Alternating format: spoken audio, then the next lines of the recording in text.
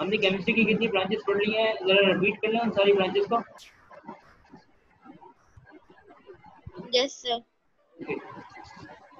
Physical chemistry बिंदिया क्या होती है, जरा वहीं से स्टार्ट करते हैं। फिजिकल केमिस्ट्री क्या है?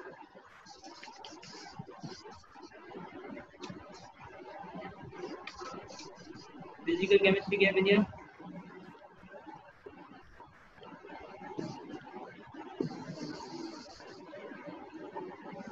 जी कौन बताएगा फिजिकल केमिस्ट्री क्या है?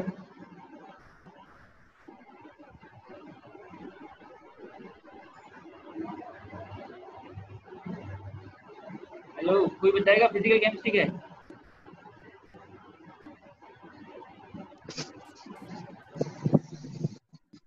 नहीं बता रहा कोई?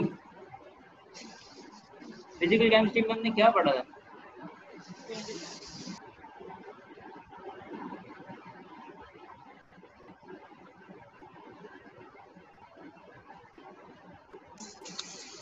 रिपीट करवा दूं? हेलो बेटा, मुझे बताएं तो सही, रिपीट करवा दूं? नहीं आ रहा तो सब लोगों ने माइक बंद कर ली। जी सर हम बता रहे हैं। चलें बताओ। Sir, it is a branch of science that deal with the laws and the principles governing the combination of atoms and molecules in chemical reaction. कोई बताना चाह रहा है फिजिकल केमिस्ट्री के बारे में? Yes, sir. जी बताओ।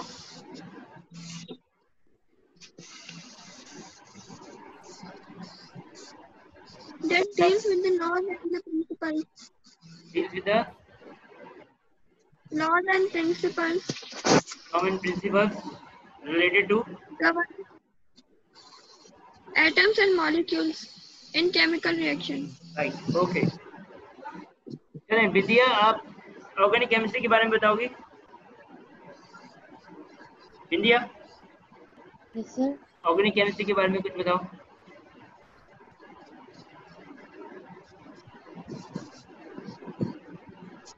ऑर्गेनिक केमिस्ट्री क्या है?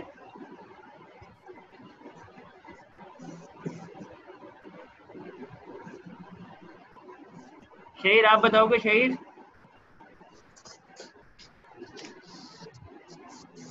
शहीर ऑर्गेनिक केमिस्ट्री याद है आपको? No sir. क्यों नहीं याद यार? ऑर्गेनिक केमिस्ट्री के बारे में तो हमने ज़्यादा टाइम लगाया था ऑर्गेनिक केमिस्ट्री के ऊपर। कश्यप आप बताओ जरा ऑर्गेनिक केमिस्ट्री के बारे में। Sir, it deals with carbon compounds with the exceptions of CO2, CO, metal carbonates, bicarbonates and carbides. Right, 5 elements को छोड़ के बाकी जितने भी कार्बन के कंपाउंड्स की स्टडीज थी उसको हम क्या कहते थे? Organic chemistry. एक और भी डेफिनेशन थी ना इसकी, सेकंड डेफिनेशन भी थी इसकी। It is the chemistry of hydrocarbons and their derivatives. Derivatives, right. Hydrocarbons की और उसके डेरिवेटिव्स की स्टडी को भी हम क्या कहते हैं? Organic chemistry. आगे जाके आप इंटर में ऑर्गेनिक केमिस्ट्री के बारे में जो आप अभी रीड कर रहे हैं ना, डिटेल से पढ़ेंगे। 10th क्लास में भी ऑर्गेनिक केमिस्ट्री के बारे में पढ़ेंगे, राइट। तो आपको पता चलेगा ऑर्गेनिक केमिस्ट्री में कार्बन के कंपाउंड्स कौन से हैं और हाइड्रोकार्बन्स कौन से हैं और उनके डेरिवेटिव्स कौन से। इनऑर्गेनिक केमिस्ट्री के बारे में कौन बताएगा? विद्या इनऑर्गेनिक केमिस्ट्री के बारे में कुछ बताओगी?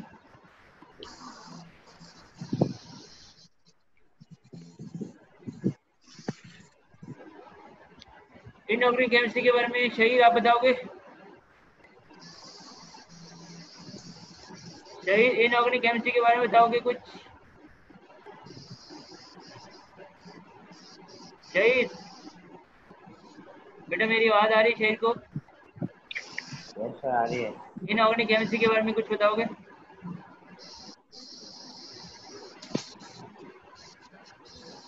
सर मैं बताऊं? कश्यप बताओ। It deals with the chemistry of elements and their compounds, generally obtained from non-living organisms. कोई एग्जांपल बताओ इसकी। Mineral. हाँ राइट, सुने, ऑर्गेनिक कंपाउंड्स में कार्बन की स्टडी को हम कहते हैं ऑर्गेनिक कंपाउंड, राइट। मैं जरा दिखा भी देता हूँ आपको स्लाइड। कार्बन की स्टडी को कहते हैं ऑर्गेनिक कंपाउंड, जिसमें से ये 5 एलिमेंट्स को छोड़ के carbon monoxide, carbon dioxide, metal carbonate, bicarbonate और कार्बाइड को छोड़ के कार्बन के कंपाउंड की स्टडी को हम कहते हैं ऑर्गेनिक कंपाउंड, या हाइड्रोकार्बन्स और उनके डेरिवेटिव की स्टडी को हम कहते हैं ऑर्गेनिक कंपाउंड। उसके बाद इनऑर्गेनिक में उन एलिमेंट्स या कंपाउंड की स्टडी को कहते हैं जो हमें नॉन लिविंग ऑर्गेनिज्म से मिले, जैसे पानी से मिनरल्स वगैरह मिल जाते हैं ना, और फिल्टर वाला पानी में खुद वो मिनरल्स डालते हैं और फिर इसको पैसों से बेचते हैं। ठीक है, इस तरह की स्टडी को, जैसे आप कोल्ड ड्रिंक पी रहे हैं, जूसेस पी रहे हैं, उनमें भी मिनरल्स वगैरह शामिल होते हैं, एनर्जी ड्रिंक्स होते हैं, उनकी स्टडी को हम कहते हैं inorganic chemistry. Okay, next branch है एनालिटिकल केमिस्ट्री। एनालिटिकल केमिस्ट्री का कुछ याद है? एनालिटिकल केमिस्ट्री, इसमें से हमने काफी एग्जांपल्स भी पढ़ेंगे।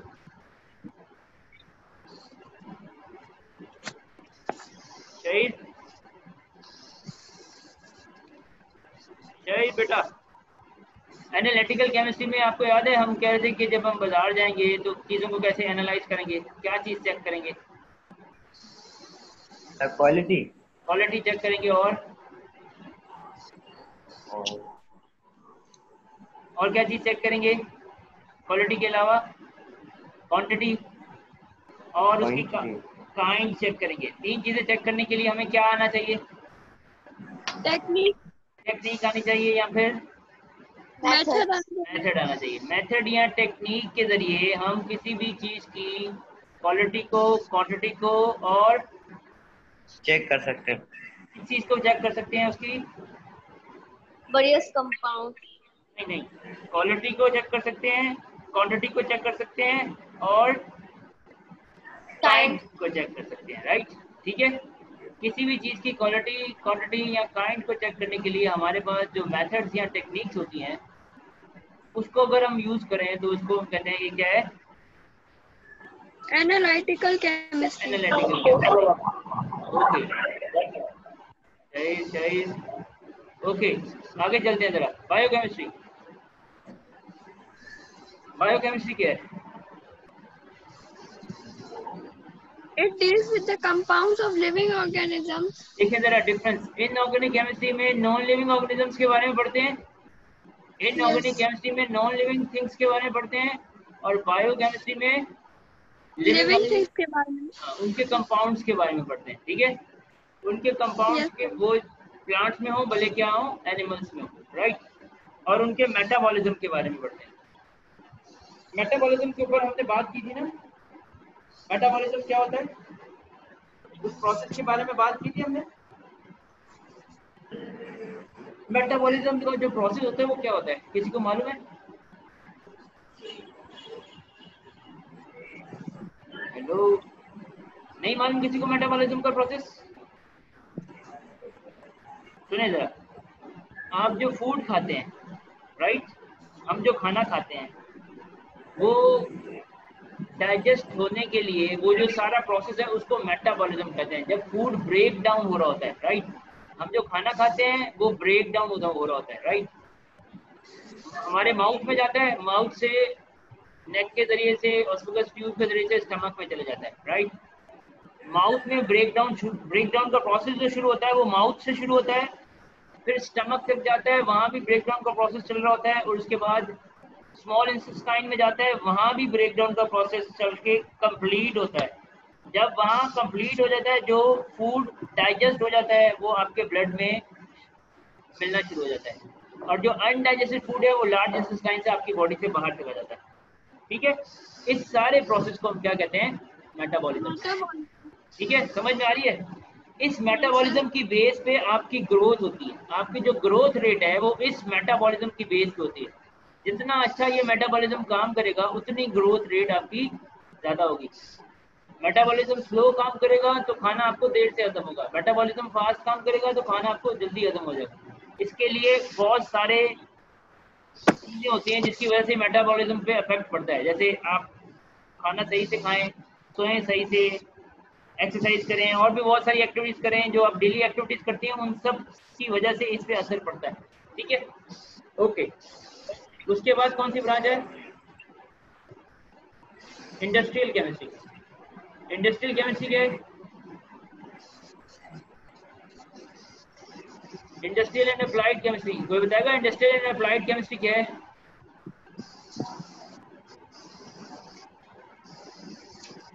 It deals with the study of different chemical processes involved in the chemistry industries. ठीक है, अब जो केमिकल प्रोसेस होते हैं इंडस्ट्रीज में, है ना, अब Yes, आप sir. अगर आप पेप्सी फैक्ट्री में चले जाएं, अगर आप लू बिस्किट फैक्ट्री में चले जाएं, तो वहाँ पे जो चीज़ें बन रही हैं वो सारी की सारी केमिकल्स हैं, राइट। अब Yes, sir. कोल्ड ड्रिंक्स कैसे बनती हैं, अगर आप उसके प्रोसेस को पढ़ें कि पहले पानी को फिल्टर करते हैं, फिर उसमें मिक्सर डालते हैं, फिर बॉयलर्स में जाता है, फिर वो आगे प्रोसेस चलता है, अगर आप उनकी स्टडी कर रहे हैं तो इसका मतलब आप इंडस्ट्रियल केमिस्ट्रीज की स्टडी करें। इंडस्ट्रीज में जो प्रोडक्ट बन रही हैं उनकी स्टडी करें, या इंडस्ट्री के जो प्रोडक्ट में जो प्रोसेस चल रहा है वो प्रोडक्ट के बनने में उनकी स्टडी करें, तो उसको कहते हैं क्या? सर आज बायो की भी क्लास होगी? Industrial chemistry. कितने बजे की है? सर 11:30 पे है। 11:30 पे फिर होगी क्लास। सेकंड कुछ दूसरा टीचर लेगा, मैं नहीं लूँगा, ठीक है, ओके। दूसरा दूसरा ये एग्जांपल्स हैं ग्लास की, सीमेंट की, पेपर, सोडा ऐश और ये फर्टिलाइजर जो है, ये सारी जो मेडिसिन बन रही हैं ये एग्जांपल हैं इंडस्ट्रियल केमिस्ट्री के, ठीक है। इंडस्ट्रियल केमिस्ट्री में इंडस्ट्रीज में जो प्रोडक्ट बन रही हैं उनके बारे में स्टडी करें, या उन प्रोडक्ट के प्रोसेस के बारे में स्टडी करें, तो उसको हम क्या कहते हैं? क्या कहते हैं शेर? Industrial chemistry. Industrial chemistry, okay. उसके बाद नेक्स्ट ब्रांच है हमारी न्यूक्लियर केमिस्ट्री। न्यूक्लियर केमिस्ट्री क्या है? अगर आपको याद हो तो लास्ट क्लास में हमने न्यूक्लियर केमिस्ट्री के बारे में पढ़ा था। It deals with the study of changes occurring in the nuclei of atoms. Nucleus में जो चेंजेस आती है ना, जब न्यूक्लियर रिएक्शन करता है, एटम्स आपस में रिएक्शन करते हैं, तो जो न्यूक्लियस में चेंजेस आती हैं उसकी वजह से ना वो रेडिएशन छोड़ता है, वो रेडिएशन जो हीट छोड़ता है उसकी वजह से उसके साइज में चेंज आता है, मतलब उसका साइज छोटा हो जाता है, उसकी वजह से उसको उसकी स्टडी को ही एक्चुअली हम क्या कहते हैं? Nuclear chemistry. उसमें रेडियो एक्टिव एलिमेंट्स होते हैं जो रेडिएशन छोड़ रहे होते हैं, ठीक है, ओके। उसके बाद आती है इन्वायरमेंटल केमिस्ट्री। हमने इन्वायरमेंटल केमिस्ट्री के बारे में ज़्यादा नहीं पढ़ा है ना, या पढ़ा ही नहीं हमने? नहीं पढ़ा ना हमने, आज पढ़ते हैं ज़रा इन्वायरमेंटल केमिस्ट्री के बारे में। इन्वायरमेंटल केमिस्ट्री क्या है, ज़रा ध्यान से सुनिएगा। इन्वायरमेंटल केमिस्ट्री जो केमिकल मटेरियल है जब वो इन्वायरमेंट पे अफेक्ट करते हैं, ठीक है, तो उन इन्वायरमेंट में प्लांट भी आ जाता है, एनिमल्स भी आते हैं, ह्यूमन बींग्स भी आ जाते हैं, राइट। अब फॉर एग्जांपल बहुत सारे लोग, अभी ईद हुई उसके बाद घर का कचरा उन्होंने कहाँ फेंका? बाहर गलियों में, ठीक है, उससे जो स्मेल हो रही है उससे दो पोल्यूशन हो रही है। कौन सी पोल्यूशन हो रही है? कौन कौन सी पोल्यूशन हो रही है? गंद बाहर फेंकने में, कचरा बाहर फेंकने में। कौन सी दो पोल्यूशन हो रही हैं कचरा बाहर फेंकने में?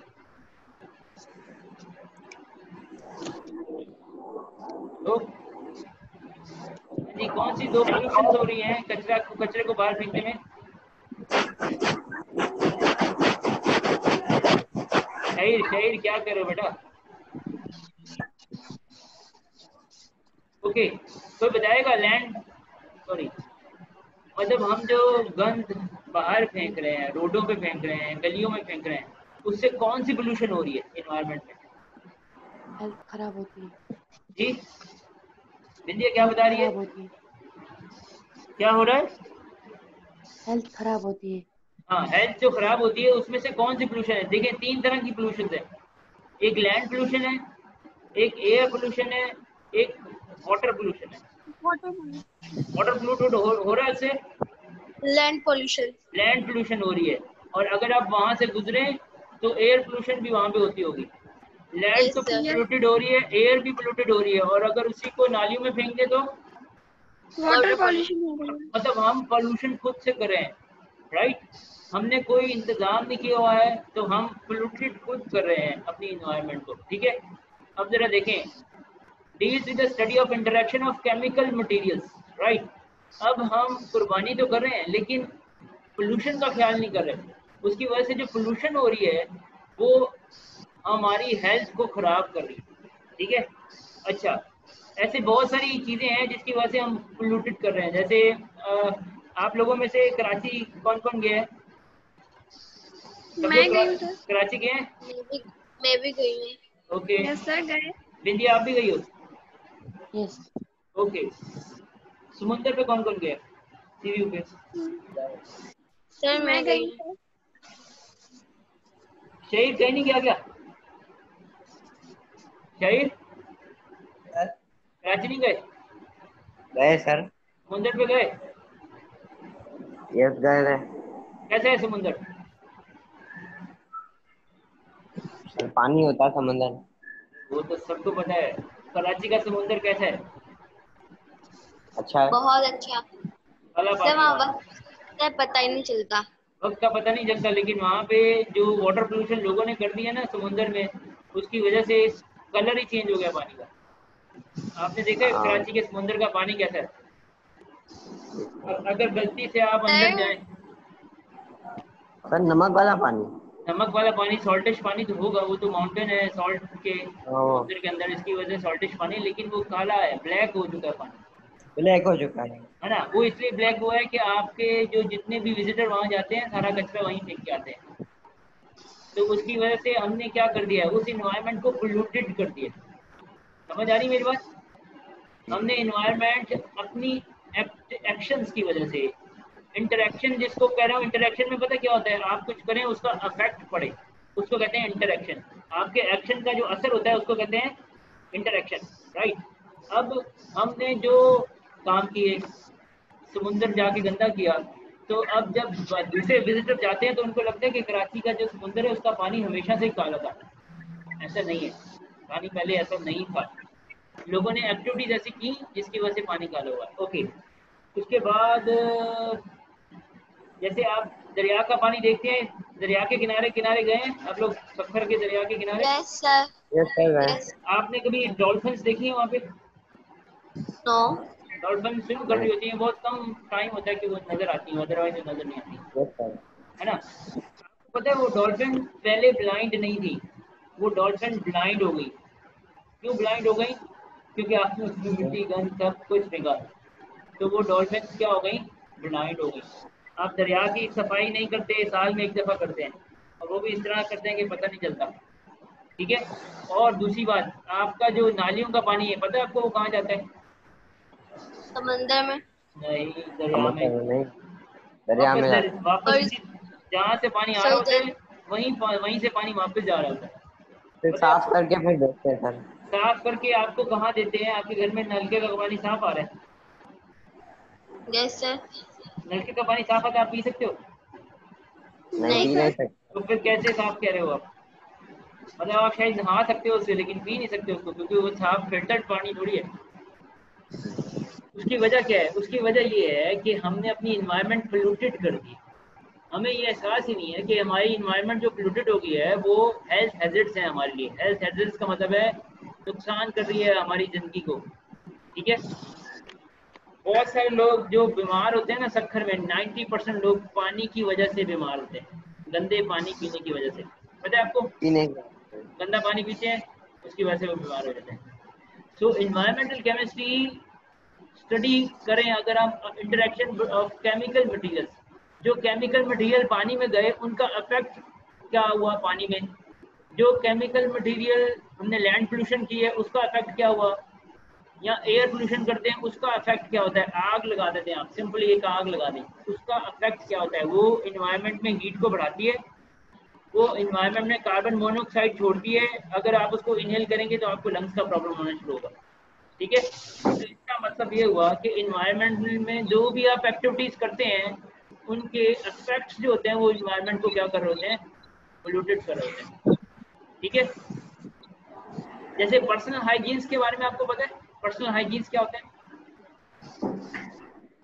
किसको पता है पर्सनल हाइजीन्स क्या होते हैं? नहीं पता किसी को? जिसे कहते हैं ना सफाई निस्फ ईमान है, इसका इसका मतलब पता है, सफाई निस्फ ईमान है। हेलो, इसका मतलब तो पता होना चाहिए, सफाई निस्फ ईमान है। हेलो जी, यस सर। इसका मतलब क्या है, सफाई निस्फ ईमान है?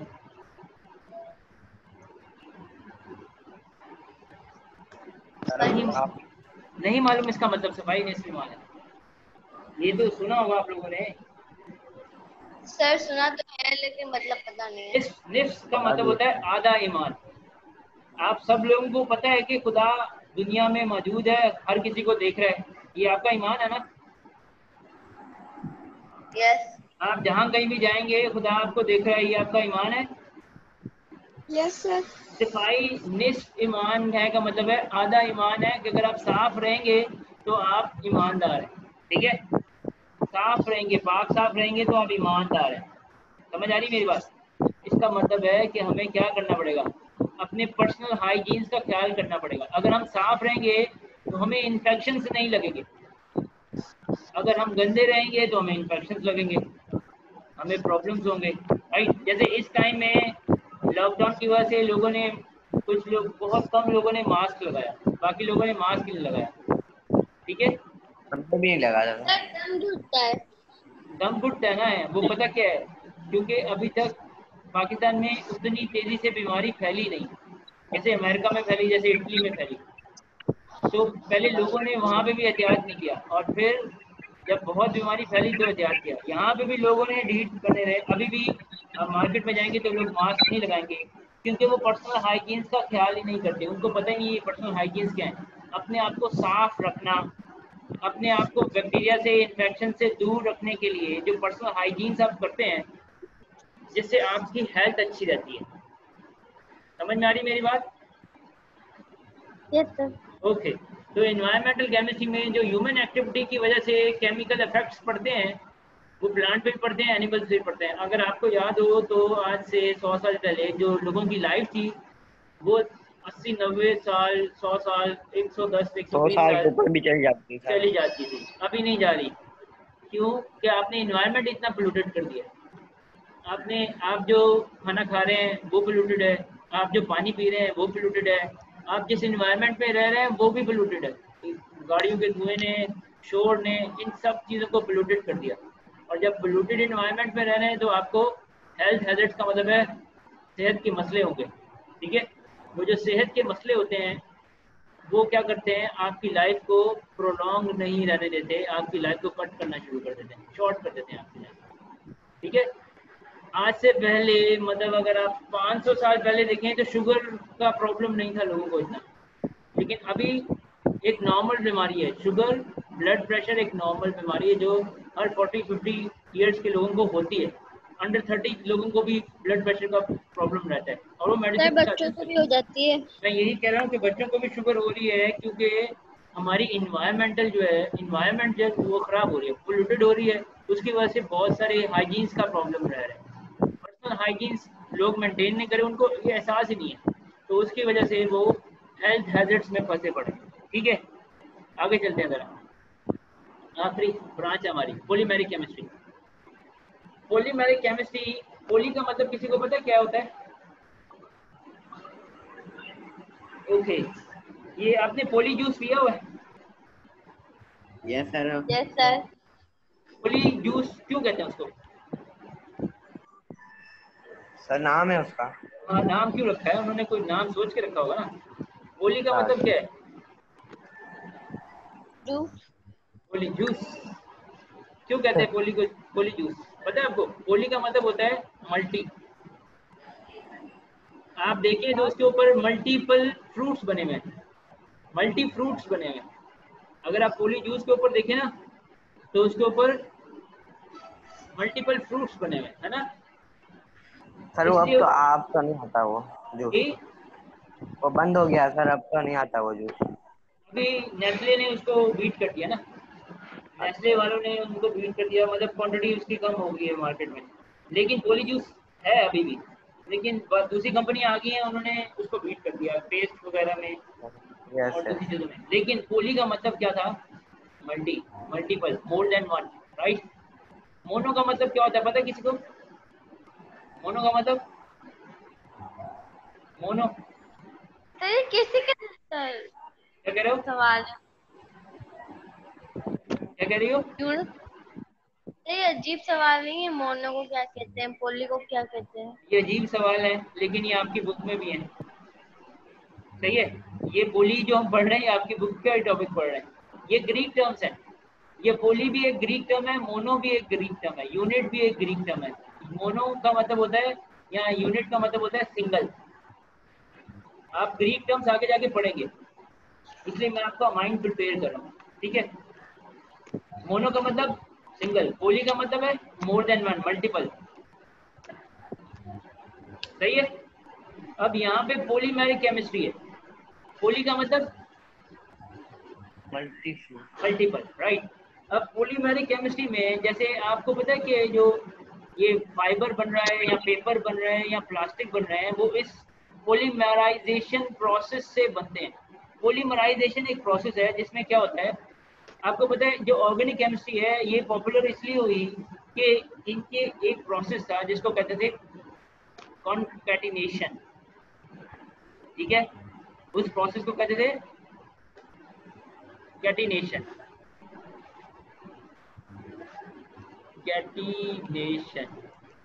ठीक है। अभी कैटिनेशन पता क्या प्रोसेस है, जिसमें कार्बन के एटम आपस में मिलते जाते हैं और बड़ी बड़ी चेन्स बनाते हैं, सही है। ये देखें, इस तरह से कार्बन के एटम मिलते जाते हैं और बड़ी चेन्स बनाते हैं। ये सिर्फ कार्बन में ही ये क्वालिटी है कि वो बड़ी चेन्स बना सकता है, ठीक है। बाकी एलिमेंट्स में कुछ एलिमेंट, एक या दो एलिमेंट और हैं जिनमें ये क्वालिटी है, लेकिन वो उनमें कार्बन जैसी कैटिनेशन वाली क्वालिटी नहीं है, ठीक है। अब ये जो मटेरियल हम देख रहे थे अभी अभी, जिसमें हम फाइबर्स को देख रहे थे और किसको देख रहे थे, पेपर देख रहे थे, प्लास्टिक देख रहे थे, ये सारी कैटिनेशन का ही प्रोसेस है, जिसमें छोटी चेन्स बड़ी हो जाती हैं और वो कोई बड़ा मटेरियल फॉर्म कर लेती है। इसको कहते हैं पॉलीमराइजेशन। पोली का मतलब है मोर देन वन मॉलिक्यूल्स मिल के एक बड़े यूनिट को शक्ल, एक शेप दे देते हैं, ठीक है। और ये प्रोसेस से हम प्लास्टिक बनाते हैं, इस प्रोसेस से हम फाइबर्स बनाते हैं, इस प्रोसेस से हम पेपर बनाते हैं। आपके घरों में जो नेट लगा हुआ है वो फाइबर का कनेक्शन लगा हुआ है। हेलो, आपके घरों में जो नेट लगा हुआ है, डेटा केबल होती है ना एक, जो नेटवर्क की बाहर से आती है, वो फाइबर्स की भी आती है सर, है ना, आती है ना। तो मतलब घरों पे ये जो फाइबर का कनेक्शन लगा हुआ है, एक्चुअली ये प्रोडक्ट है पॉलीमराइजेशन की, पॉलीमेरिक केमिस्ट्री की ये ब्रांच है, ये उसकी प्रोडक्ट है। इस प्रोसेस से ये फाइबर बना है, फाइबर का नेटवर्क बना है। प्लास्टिक की जो जितनी भी चीज़ें हैं वो पॉलीमेरिक केमिस्ट्री की एक प्रोडक्ट है। इस पॉलीमराइजेशन के प्रोसेस की वजह से ये प्लास्टिक बना, पेपर बना और बहुत सारे ऐसे प्रोडक्ट बनते हैं, ठीक है। और पॉली जूस का मतलब था मल्टीपल फ्रूट्स का जूस, बहुत सारे फ्रूटों का वो जूस निकालते हैं और उसका नाम उन्होंने रखा पॉली जूस। ये बात क्लियर हो रही है सबको? Yes sir. ओके, मतलब ये हमारी ब्रांचेज यहाँ पे खत्म हो गई,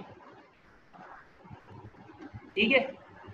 अब इसमें से आपको कुछ पूछना है तो अभी टाइम है आपके पास, 5 मिनट है, तो आप पूछ सकते हैं हमसे। सारी ब्रांचेज हमारी कवर हो गई हैं, ठीक है। अगर आपको अभी कुछ पूछना है तो यू हैव गॉट टाइम, आप पूछ सकते हैं।